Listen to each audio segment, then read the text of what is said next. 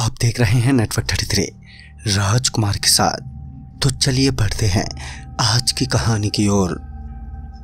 दोस्तों, इस बात को 21 से 22 साल हो गए हैं। तब मैं कॉलेज में पढ़ता था।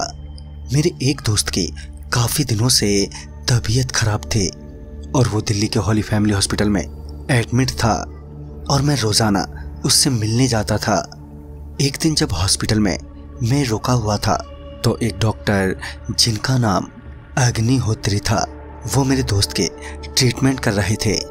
तभी उन्होंने मुझे अपने पास बुलाया और कहा, देखो आपके दोस्त की डेथ हो चुकी है।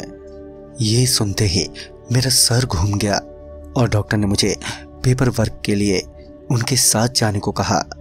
पेपर वर्क के बाद मेरे दोस्त की बॉडी को मोर्चरी हाउस में भेजा गया तो मैं भी वहाँ के स्टाफ के साथ अपने दोस्त की बॉडी को मोर्चरी हाउस में रखवाने चला गया और उसके बाद मैं वापस अपने घर चला आया।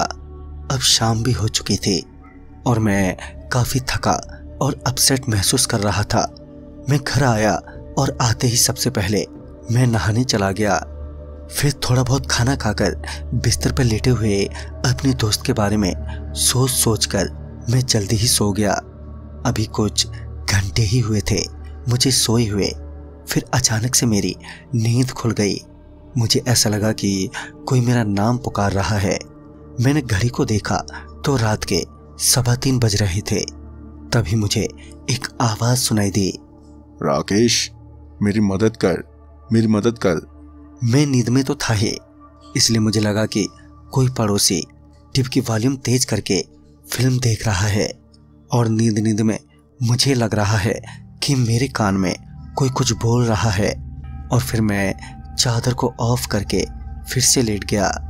फिर थोड़ी देर बाद मुझे ऐसा लगा कि कोई मेरी ओढ़ी हुई चादर को खींच रहा है और तभी एक जोर से आवाज़ आई जैसे कुछ भारी सा सामान गिरा हो।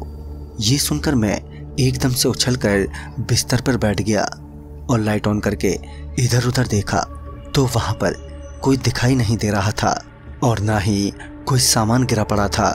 फिर कुछ देर बाद मुझे वो आवाज़ फिर से सुनाई दी, राकेश, मेरी मदद कर, मेरी मदद कर। इस बार ये आवाज़ काफ़ी साफ साफ सुनाई दी थी। पहले तो मैं डर गया और ये तो पक्का था कि ये कोई आत्मा है। फिर मैंने सोचा कि बात करने में क्या है, अगर ये आत्मा मुझे नुकसान पहुंचाना चाहती तो अब तक कुछ भी हो सकता था। फिर कुछ देर के बाद मैंने कहा, कौन हो आप और मुझसे क्या चाहते हो? फिर कुछ पल के लिए खामोशी छा गई और एक आवाज़ मुझे सुनाई दी, मेरा नाम गोपाल है। आज मेरा रोड पर एक्सीडेंट हो गया है और उसमें मेरी मौत हो गई है, लेकिन मेरे घर वालों को कुछ भी पता नहीं है और ना ही मेरे कपड़ों में कोई ऐसा कागज है जिसमें मेरा घर का पता लिखा हो। इसलिए मैं चाहता हूँ कि तुम मेरे घर वालों को ये खबर कर दो कि मैं मर चुका हूँ, नहीं तो 1-2 दिन में हॉस्पिटल वाले लावारिस लाश समझकर मेरा अंतिम संस्कार कर देंगे और मैं ये नहीं चाहता। मैं चाहता हूँ कि मेरे घर वाले ही मेरा अंतिम संस्कार करें और मेरा खुद का बेटा ही मुझे अग्नि दे। इसी मदद के लिए मैं तुम्हारे पास आया हूँ। ये सब सुनकर मैंने डरना छोड़ दिया और थोड़ा भावुक हो गया था। फिर मैंने बोला, ठीक है, आज मैं अपने दोस्त के अंतिम संस्कार के बाद आपके घर वालों को कांटेक्ट करने की कोशिश करूँगा। इसके बाद उस आत्मा ने मुझे अपने घर का पता और नंबर लिखवा दिया। मैंने लिखते लिखते उससे पूछा कि पर आप मदद के लिए मेरे पास ही क्यों आए और कहाँ से आए हो मेरे पास? तो उसने कहा, मैंने तुम्हें हॉस्पिटल के मोर्चरी में देखा था। जब तुम अपने दोस्त की बॉडी को मोर्चरी में रखवाने गए थे, वहीं से मैं तुम्हारे पीछे पीछे चला आया और मुझे पता है कि तुम लोगों की मदद करते हो। फिर अगले दिन मेरे दोस्त के अंतिम संस्कार के बाद मैंने गोपाल के दिए टेलीफोन नंबर पर फ़ोन किया तो फ़ोन पर एक आदमी बोला। फिर मैंने उसे सारी बात बता दी। मेरी सारी बात सुनकर वो आदमी बोला, मेरा नाम श्याम है और मैं गोपाल का बड़ा भाई हूँ। गोपाल जब कल रात से घर वापस नहीं आया तो हम सब उसकी फ़िक्र कर रहे थे, तभी आपका फ़ोन आ गया। फिर मैंने उस हॉस्पिटल की सारी डिटेल्स बता दी और अपना मोबाइल नंबर भी उन्हें दे दिया और फिर मैंने अपना फ़ोन डिसकनेक्ट कर दिया। और फिर अगले दिन मेरे पास गोपाल के बड़े भाई श्याम का फ़ोन आया।